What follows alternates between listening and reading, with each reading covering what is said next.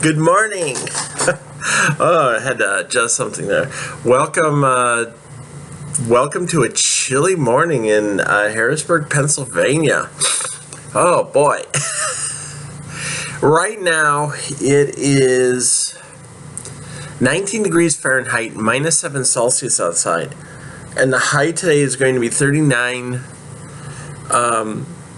Fahrenheit or 4 degrees Celsius. That's the high. November is here. It just like boom blew in last night. We had a cold front go through, and I mean all day yesterday it felt like winter. It really did. So I have practice at 10:30. I'm doing this video right now. It is 7:20. I will be on the road in an hour. Heading down to York. I'm going to get some breakfast first and then go work out. And I've actually got my workout gear underneath the t-shirt, and I'm wearing yoga pants too. I actually broke out my yoga pants. I'll just strip this off when I get to the rink. And I'm going to keep the t-shirt just in case it's too cold inside the rink today, and I'll wear that just in case. I've got a tank top on underneath, but if it's too cold, I'll just strip the tank top off and put the t-shirt on. Or just leave it layered. I don't give a shit. This is going to be, I have a feeling this is winter. We're starting to see winter. One really good bit of news that I want to share. Last night I went shopping. I was looking for a dress that I'm going to wear to my team's banquet on December the 2nd. And it's the theme is a masquerade ball. So I wanted to get a nice dress. And I had been in Lane Bryant the week before picking up leggings and underwear, and they had last night what they called a girls' night out, which is you show up after they close the store and you basically have the attention of one of the salespeople who is helping style you. So I was the only one who showed up last night, so I pretty much had the entire store to myself. With one stylist, one salesperson who is helping me out with stuff. And I probably tried on about 3 dozen things last night. And one of the first things I tried on were 2 dresses that we recommended. Well, one of them that we recommended for this banquet, and one of them was one that I'd had my eye on. It was a red dress. And we tried it on. I tried it on. We didn't try it on. I tried it on. And I was just like, it's not really doing anything for me. And she was the same way. It was a pretty dress, but it's like, I probably would never wear it out that much. And I want something special. And the other one it's a black dress. I'm not going to describe it completely because I'm afraid some of my friends from the team might see this video. But it's a black dress. And I came at it, and it looked great, except she was like, my salesperson was going, I want to see you go down a size in that. I was wearing a 22-24 dress size. And she was like, I want to see you go down a size in it. And I was like, I don't know. I'm comfortable in this size. And she's like, no, go down a size. Let's just see what it does. So we went down to an 18-20 dress size. And it looked like it was painted on. I mean, the top fit perfectly. There was no bunching under the arms. It didn't look like I was stuffed in like a sausage. It looked like it fit me perfectly. It just, showed all the curves the way it's supposed to do. That's what a dress is supposed to do. It's supposed to show you off. And this was showing me off. I was really loving it. I was like, oh, wow, I really was. I was like, this is great. This top just molds me perfectly. The upshot of it all was I dropped a full dress size The only thing I didn't go down in is I bought 2 sweater dresses, and sweater dresses tend to run tight anyway, so I stayed with a 22-24 because an 18-20 would have looked like sausage like. So sweater dresses tend to run, but the other dresses I went down a size in. And in slacks and tops, I dropped 2 full sizes. Normally I go like a 20, 24, depending on the cut. Sometimes I can do a 22 in slacks, but mostly I go like a 24. I went down to a 20, and the same thing with tops. I dropped down from a 24 to a 20, and you could see how I kind of slimmed out a little bit. I'll have to put up a photo on the blog that I put up on my Facebook post. It shows what I look like almost exactly a year ago. It was actually taken 13 months, almost exactly 13 months earlier than the previous photo I posted. But it's an old photo from October 7 of 16. And then I posted a photo of myself the other day. I think it was like November the 9th of this year. Because people were saying in the other photo in October, in the November 9 photo, were like, oh wow, you can see the weight change. You can see how you've lost weight. And I have trouble seeing it. And then when we posted the photos together, you could see that there was definitely, like, my face was not as puffy as it had been. And everything else, my arms has slimmed down a little bit. My waist has slightly, I've burned off some there. I was wearing sweater top, so it's really hard to see changes. But you could definitely see that there's differences there. And like I told in one of our diet groups, I said, here's what I've actually been doing. I said, for one, I've cut out literally all alcohol. I'm rarely drinking any beer. Every once in a while I'll go have a beer. Most of the time if I have a drink, it'll be cider. But most of the time I don't drink beer now. I don't drink wine. If I go out to dinner, I found what I'll do is I'll have a mixed drink, something with distilled spirits in it. And usually I stick to either rum, gin, or vodka. I'm not a whiskey drinker. And I'll just have like one drink because the carbohydrates in the mixed drinks, I think, are actually easier to burn off than what you have in beer. And I miss the taste of a good beer. But at the same time, I have a hard time drinking beer nowadays. I eat a lot of protein, a lot of meat, and good meat. I eat carbs in moderation so that I have fuel to burn off sugar. I can burn those triglycerides and turn it into sugar for energy. I'm not eating that much junk food anymore. And usually when I do, it's funny because if I go and stop at like McDonald's or Burger King to pick up something, I'll usually get either a chicken sandwich or I'll get like the chicken nuggets and eat those. I almost don't eat their burgers anymore. It's usually I just stick with the chicken. And the other important thing, I've also been eating a lot of vegetables as well. I've been eating bananas for potassium to help with muscle rebuilding. But the other thing, the most important thing, is since the end of May, I've done about 100 hours worth of skating. And when you're doing that full out, you're burning something like 600 to 800 calories an hour. So during a normal workout, I'm probably burning between 1,000 and probably between 1,000 and 1,500 calories during a normal practice.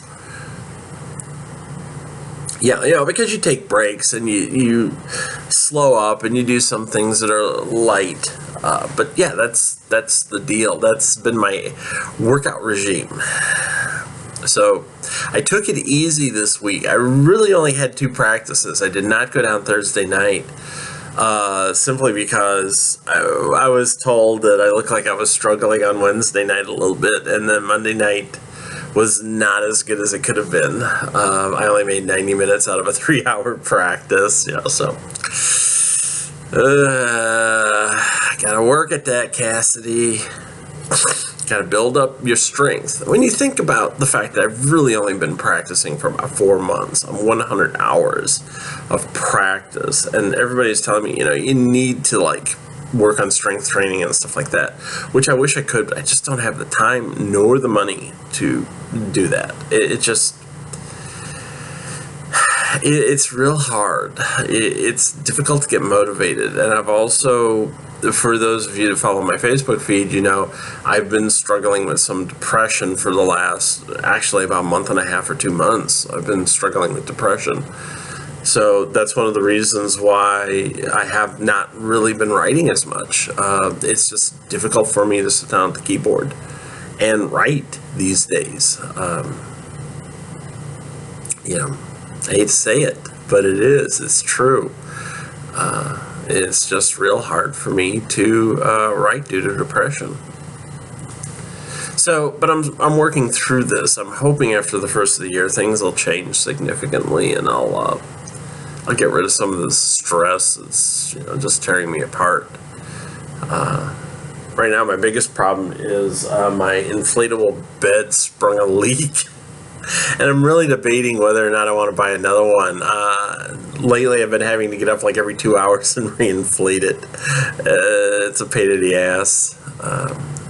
But I don't want to go out and drop another $200 on a inflatable bed and then 6 months from now go through the same thing. And, I've thought it out, and it's what I've spent on inflatable beds since coming here to Harrisburg, I could have actually bought a real bed. Duh. Yeah, that's because when I came out here originally, I thought I was only going to stay here for a year. And now it's I don't really want to leave. I like it here. So we'll see what happens. But as far as writing is concerned, I did start the last scene of chapter 18. I actually got about 400 words into it. And I didn't write any last night because I had my girls' night out. I did my shopping, and I've got my stuff.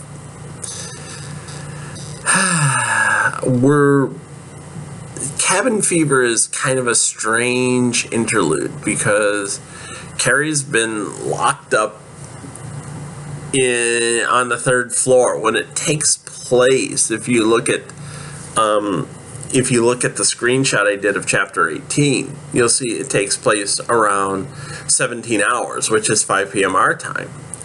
And the discussion on what sort of sexual hanky-panky the kids have been up to, that happened around noon. That happened before lunch. So here he is. Excuse me. I just misgendered her. Here she is. I'm sorry, Carrie. I didn't mean to misgender you.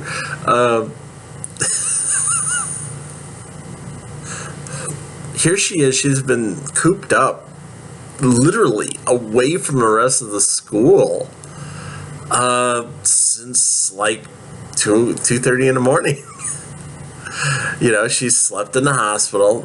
She had 5 minutes of wandering around in the bathroom in Cyrano's Coven, and then going and seeing Annie. And since then, it's been sleeping in the hospital and taken up to the top floor and having breakfast on the 3rd floor and doing transitions, and then being probed and prodded and having a pelvic exam and getting a pap smear, and then having her interview with the coven leaders and the headmistress via video link. She's probably hi professors. And then obviously if it's 17 hours,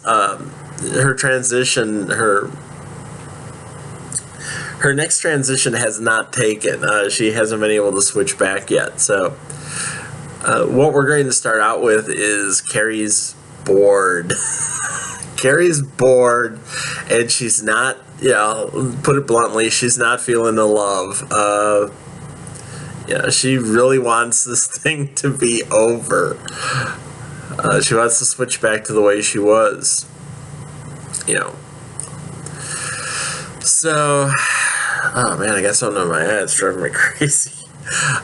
So that's where this is at. And primarily, it's not going to be a long scene. I mean, I had like over 4,000 words in the last scene. It was like 4,400 words. It was a big scene.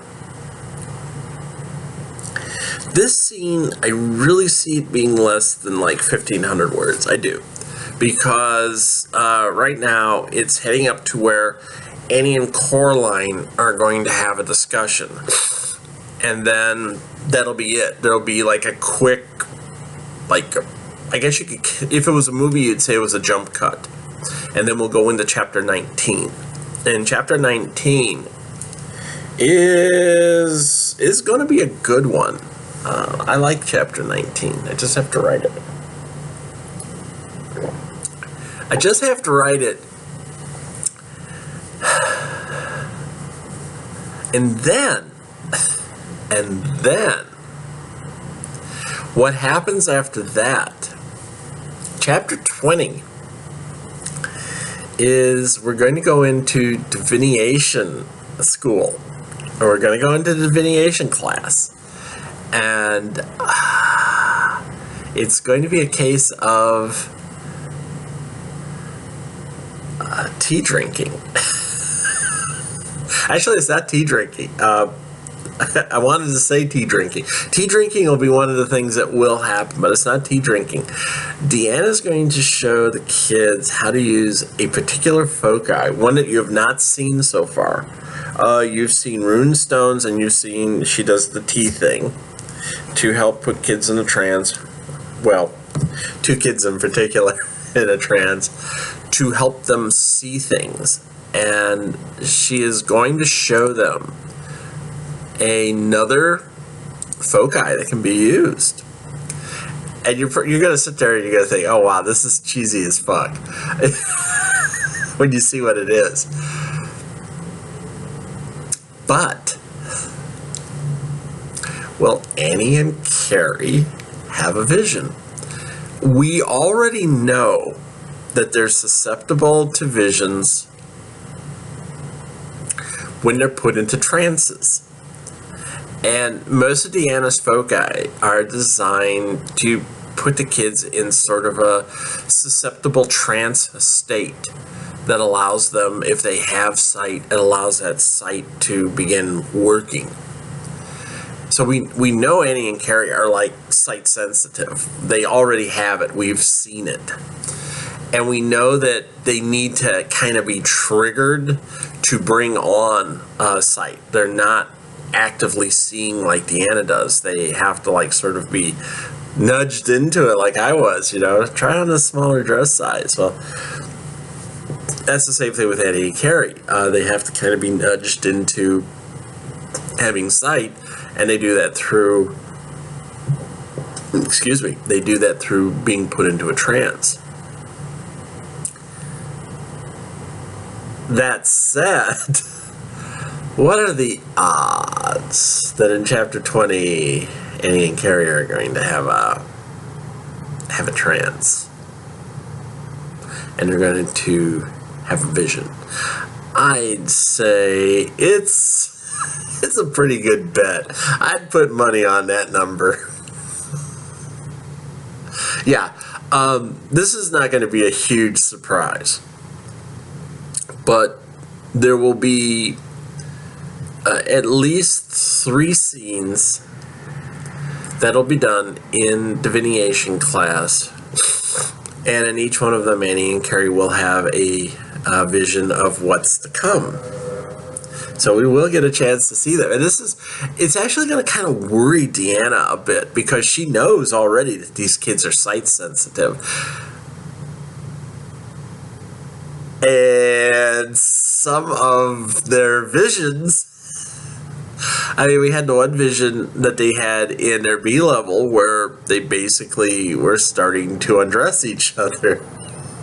Or Carrie was helping Annie off with her top. You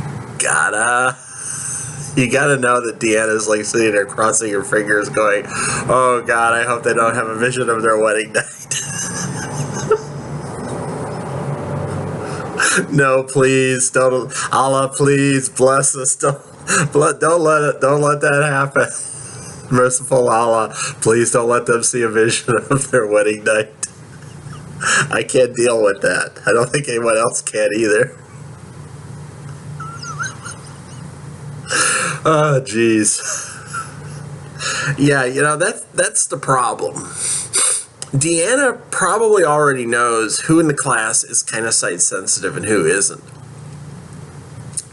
Because we know Annie and Carrie always go out there now, and it's almost like, let's see what kind of vision we're going to have this time. And so Deanna knows they're sight sensitive. You don't know. She probably figures there's a couple of other kids in the class that are sight sensitive as well. But I think that Annie and Carrie are the ones that bother her the most because they have had these really vibrant visions.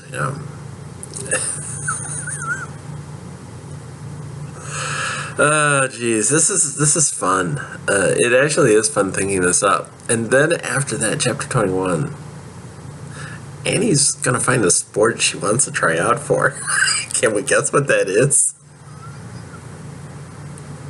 We're gonna have to start calling Annie fresh meat. Yeah, I'm gonna bring that into the book because I figured all that shit out. So yeah, we're gonna start calling Annie fresh meat. She's gonna have to come up with her own derby name. Bulgarian Buttercup.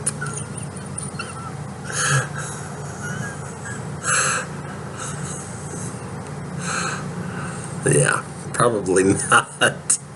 Carrie will probably call it that. I think Carrie has probably called her Bulgarian Buttercup at one point. But no, it won't be Bulgarian Buttercup. She's not like that.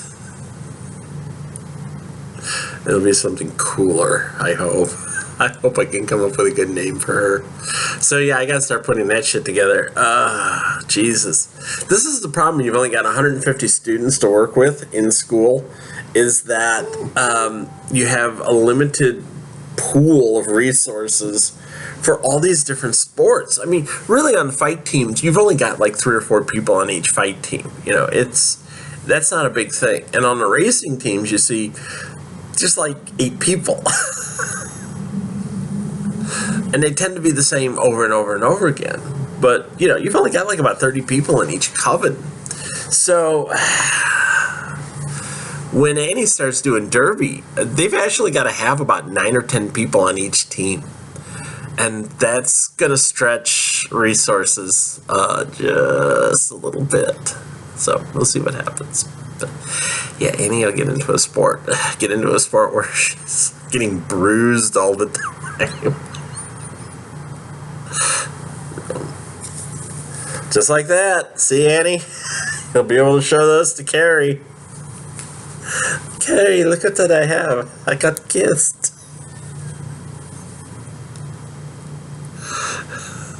Carrie will be like, wow. Now, here's the other thing. Carrie could do women's derby now, too. And with that pale-ass complexion of hers. Sorry, Carrie, I misgendered you again. Well, female Carrie, him, her, with their pasty-ass complexion. Yeah, I'll start using those pronouns. They, them, their. With their pasty complexion, boy,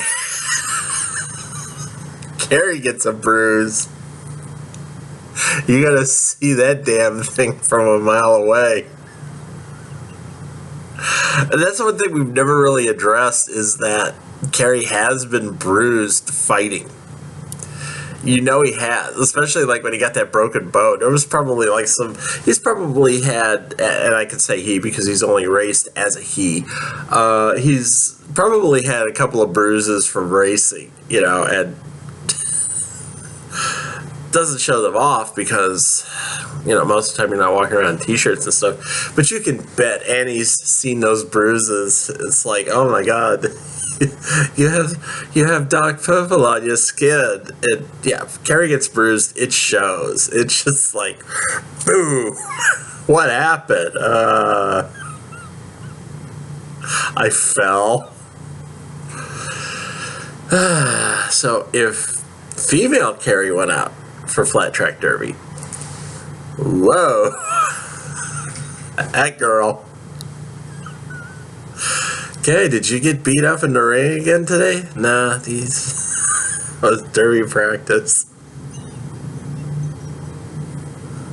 I got hit during derby practice. Boom. It happens.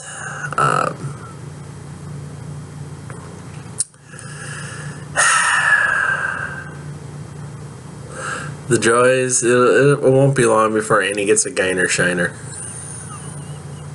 She gets a wheel put up her hot pocket. Yeah, that's what they call it, a Geiner Shiner in your hot pocket.